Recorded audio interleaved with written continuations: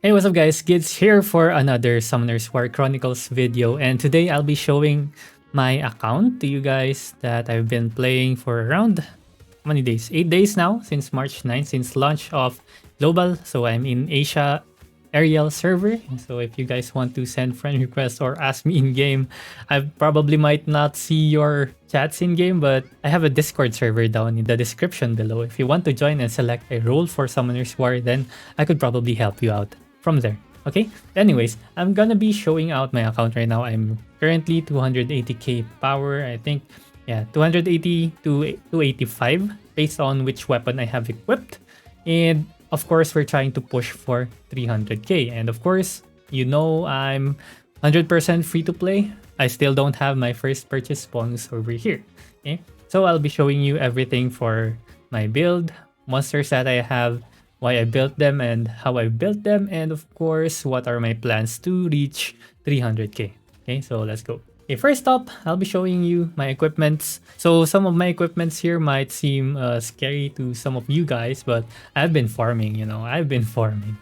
And this is the best one that I've gotten so far. It's sad that it's just 2 slots though. This is the memory fragment hammer. So if you're wondering where you can get this one, it's from Party Dungeon Raid Foggy Prison, right?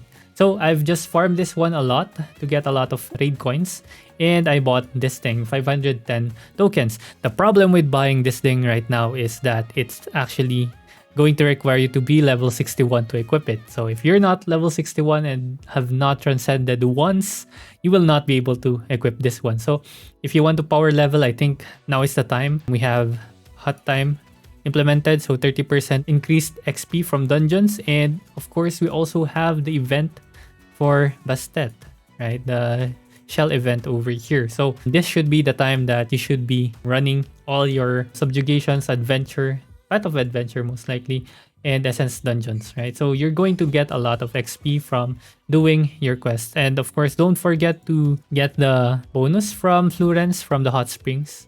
You don't know what that is yet, just go to map your Florence and then Florence village. It's this hot spring over here. You can get up to 6% increase XP from dungeons as well from there. So total of 36% increased XP. So going back to my gear, right? So this is my best gear so far. I have this thing, which is Shrine Guardian Hammer. I just farmed this one from Subjugation and did some blacksmithing on it. Okay, and then this thing is from the main quest. I still have not switched this one out because it has really good stats. HP plus 19%. That's really good. And crit damage 30%, but I'm not really dealing a lot of damage. This one could do some work, but light and dark equipments are really hard to come by. So, oh well, it will stay like that. And this is my dark equipment. It's kind of better because it has an HP stat, especially for Kina, which you just really want to survive, right? For the trinket, this one is also from the main quest. It has good substats, so that's why I haven't switched it out, but I have a fog memory trinket over here. Again, only disadvantage is that this has 2 slots and no red slot. Red gem is actually really good because it has a lot of offensive properties or offensive gems, right? Red is usually offensive, blue is defensive stats, and then green is utility, so attack speed, precision, all those kinds of stuff. I'm not planning to change it out as of now. Golden Wave earrings again from the main quest. Fog memory bracelet, so I got lucky and got a HP percent from Foggy Prison, and another fog memory ring, that's HP percent. I have a legend one, but this one gives resistance and I don't really want to get resistance right now. I think I want the HP percent. But if this one rolls to all HP and it exceeds the 18% HP up there, I might consider putting it on. But yeah, these are all my equipments. So if you check my summoner stats over here, let me just move down here. Okay, so this is my overall power for the summoner, 72k power, and these are all the other stats. I'm just at 28k HP, which is really low. I don't like it. I need a lot of upgrades on my equipments. Right, that's my summoner. Next up, we have monsters. Okay, after graduating from using Konamiya, Shumar, and Shannon, I'm now using Naomi, Theon, and Karambit. So Karambit is a free-to-play unit. Okay, can get him from the Monster Story quest up here. I think I got mine after I reached around 200k to 220k power. I was able to defeat him, but if you can't defeat him yet, then don't worry, you can do it later on, right? But he is free up here, and I think you can get him from selective summons as well. But let's first talk about Naomi right now. So let's look at the runes. So these are my runes. Rage Blade right now with 52% crit rate. You want her to be at minimum 55% crit rate because you will usually have around 3 debuffs on the enemy bosses. That's why I have her at around 50%. So 3 debuffs from enemy bosses just means an additional 45% crit rate for Naomi. Okay, but sometimes it could be overkill, but better safe than sorry, right? I want everything to be critting. So these are the runes. I've already plus 15 them. That's why I'm short on Skystones right now. 32k attack. Let's click this one. 32k attack, 18k defense, 24k HP, attack speed. Crit damage is a lot. 196. I want to increase this more. Yeah. So looking at the runes, this is my slot 1. I'm keeping this because of the crit damage up there. 20% crit damage, which is good. 13% crit damage up here. Attack percent. Slot 3, 13% crit damage again. Slot 4 is crit damage with a high defense over here. I could do better. I mean, definitely could do better on this rune, but right now, this is the best that I have. So keep it that way. Crit rate and attack percent here. I don't have crit damage here, which is sad, which is what I'm trying to look for if I'm ever going to try to change it. And then slot 6 attack percent. Precision HP, again, no crit damage here, but a lot of HP or defensive stats. Actually, it's just HP, so this could also do better, right? So those are the runes that I have for Naomi. Total power is 74,000. For skills, of course, should be max skilled, max level, max evolve, and hopefully I get to summon I get to summon some martial cats because I need them to get mine to awake 15, right? So that's additional 2k power once I get there. Next monster on the list is Theon. Of course, max awaken, max evolve, max skilled, and max leveled. Alright, so total power is at 78k. This is the runes. I don't think it's the best runes right now, but it works. Right, so HP percent, evasion percent, and defense for slot 2. Oh wait, let's go slot 1. Slot 1 is kept because of 24% HP energy rune. Okay, another 18% HP here for slot 3 energy rune and some defense and evasion as well. So he actually has a lot of evasion, huh? HP percent, slot 4, evasion, defense. Slot 4, again, HP percent, attack percent, and evasion. And this could be changed if I can get a better energy rune. And foresight, HP percent again. So this one could also do some work. So if I could find better HP percent or better runes for slot 6, I would change it. Yeah, right now I don't have anything. I can't find any good energy runes as of the moment. But yeah, that's my Theon. If I probably plus 15 everything here, it could reach probably 70k. And then here's my Karambit, also at 68k power. So let's just go ahead and start with his runes.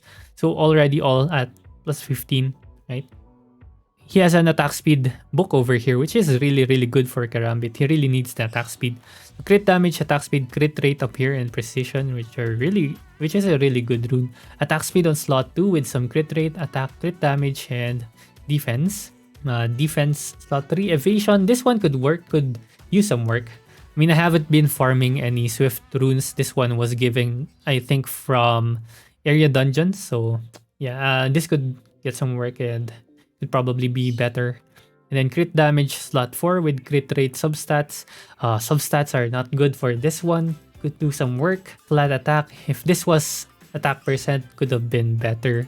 And then slot 5 over here with crit rate HP. Again, no crit damage, no attack. Definitely could use some work, but this one is a Swift rune that's blue grade, right? So could do better once I start farming Swift runes, and this one as well. So crit rate and evasion, attack speed. So yeah, a lot of work could be done for Karambit here in the runes department, especially for Swift. I could try to switch him up to Rage rune, but I don't have any good Rage runes that have a lot of attack speed substats.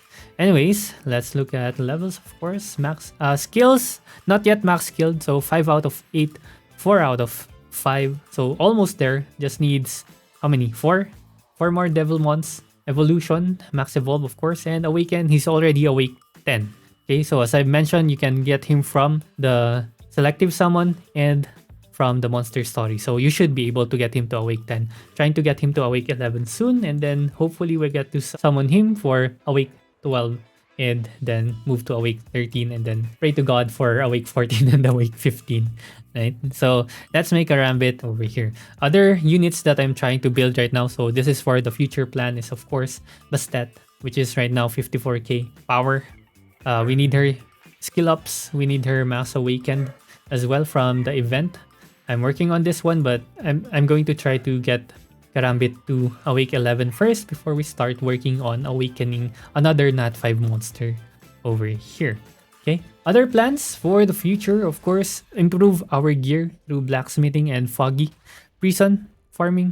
So basically just looking for any tank stats that I can get from stub stats or main stats. I'm going to try to upgrade this one especially, right? Because I'm really low on Sky Stones right now. So our focus right now is mostly on Sky Stones as well. Okay, some tips that I could share. For Kina especially, you need to know her skills, right? A lot of her skills are really good.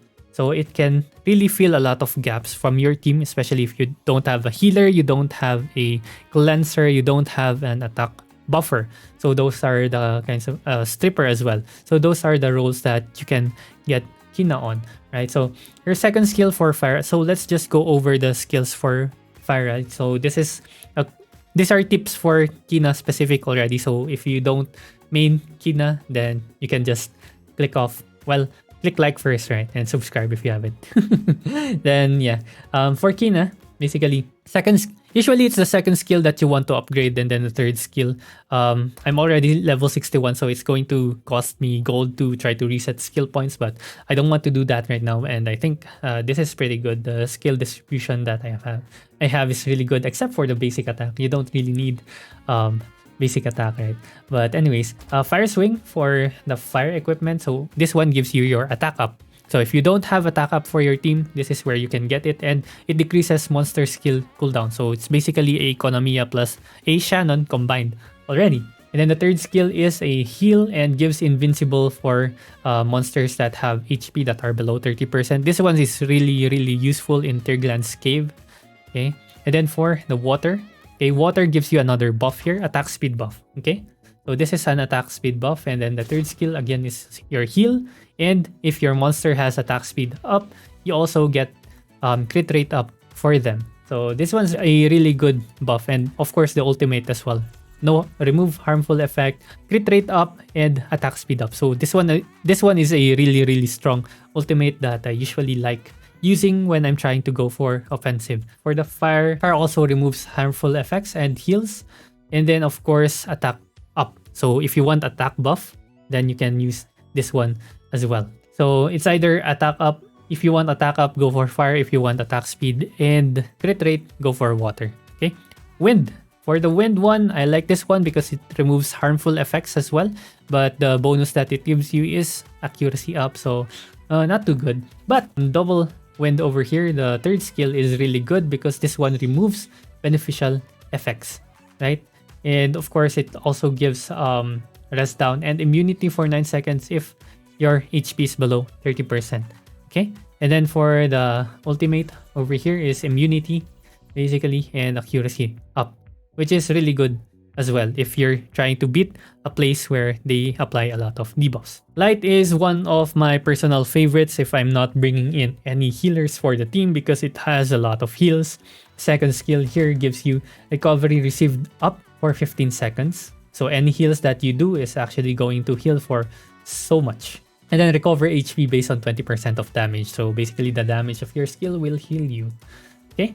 And then the third skill over here will give you heals, right? Recover HP. It's a burst heal for 1 unit, and then recover HP based to 100% of attack, and continuous recovery for everyone, which is again going to be very good, especially when combined with your second skill when you have your recovery received up. So it's a huge healing equipment. Okay, so if you're using light, it's really just mostly healing. Okay, even for the ultimate, it's just healing, a lot of healing. This one's just usually DPS, right? And then for dark, I haven't been using dark for a while yet since I've been only able to equip this at level 60. So reflect damage, not too good. Um, and then this one has so much that I did not want to bother reading this one, but there's a revive over here.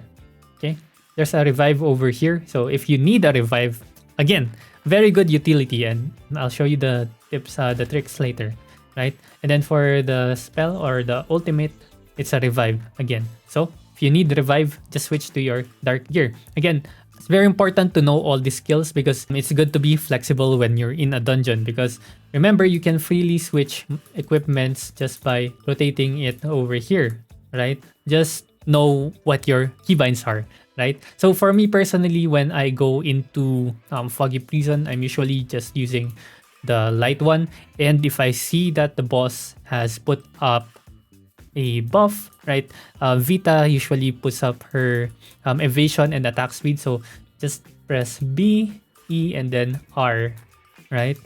So this one will remove buffs.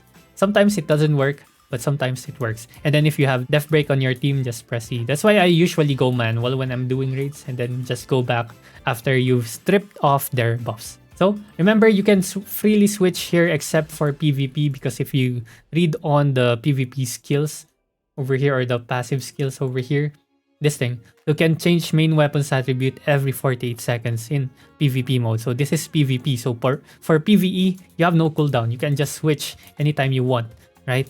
So again, the most important ones here to keep in mind of are your strip cleanse for second skill on wind, and then your buffs from fire and water, right? And your heals for light, revive for dark. Okay, so that's it for the Kina guide. So for other locations or areas that I'm getting power from, so we also have Power of Ascensions over here. So my progress is over here already, 929 HP for all monsters, 65 defense for all monsters, and 122 attack for all monsters. For the summoner, I did not prioritize this one since I'm using Kina. I might probably just go for HP over here and defense. But yeah, it's okay to level them up to 2 because it's just going to use the Knight's Shield over here. Same with these things, right? So level 1, 2 open, even with the elemental ones. Level 1, 2, 1, 2, 1, 2, and 1, 2. Okay? Focus on summon power first, because of course you're always going to just be dependent on your monsters, right? Or your monsters, there's 3 monsters and there's only one of your summoners. So you're going to benefit 3 times on upgrading anything that has something to do with bonus for your monsters. Okay? So yeah, what else? For gems as well, right? So bonuses for gems are also very important because it increases all for your monsters. Well, if that's the equipment that's equipped at the moment, right? But if it's not equipped, you're going to get 25% of the bonus, which is still not bad as long as you still have your bonuses from equipment gems. Okay, so that's why it's going to be very important for you guys to also level up your equipment or alchemy.